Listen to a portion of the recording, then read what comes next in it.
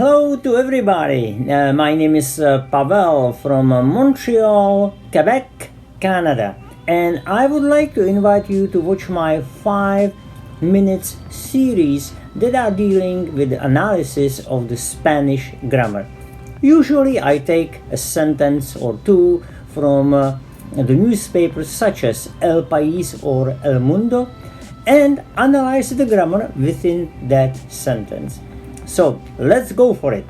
He restablecido las relaciones con el presidente Putin un poco, dijo el lunes Berlusconi, y continuó explicando que el jefe del Kremlin le había regalado por su cumpleaños el 29 de septiembre 20 botellas de vodka y una carta muy dulce. So, as you can see, in this sentence I have highlighted certain expressions that we are going to analyze. The first one is he restablecido, then dijo, then continuó explicando, and the last one, había regalado. Each of these has a little slightly different reasons for being written that way. So let's go for it and let's explain it. So let's look at the first word. He restablecido. This is a present perfect in Spanish, and it is always composed of two components: the auxiliary haber and the past participle of the word. So the past participle is formed by dropping the ending ar, such as hablar, pintar, we drop ar and we add ado. For example, pintar, pintado, hablar, hablado, restablecer, restablecido. So let's look at the next word. That verb is dijo. Dijo is the pretérito perfecto, simple. It is a form of the verb that is used to talk about actions that were completed in the past, obviously in Spanish language, and it often corresponds to the simple past in English. So how do we conjugate dijo? The infinitive of that verb is decir, that means to say something. But however, when we conjugate it into pretérito perfecto simple, yo dije, tú dijiste, él, ella, usted dijo, nosotros dijimos, vosotros dijisteis, ellos, ellas, usted dijeron. Well, let's look at other part of the sentence, and that one is continuó explicando. So here we have two different grammatical expressions. Continuó is pretérito perfecto simple, which is the simple past tense that we have already explained in the previous slide. The infinitive is continuar, and the pretérito perfecto simple in the third person, continuó, meaning that Berlusconi continuó, Berlusconi continued. Explicando is a gerund. So let's examine that.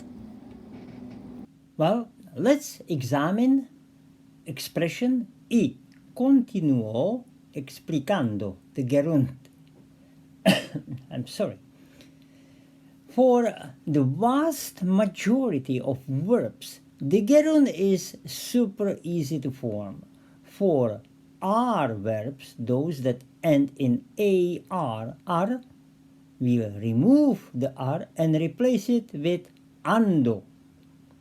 For verbs that end in er, we will remove the r and replace it with yendo. And for verbs ending in ir, remove the ir and replace it with yendo. That's why we have y continuó explicando. Why explicando? Because infinitive is explicar. We have to remove ar and add ando. Entonces, y continuo explicando que el jefe de Kremlin le había regalado.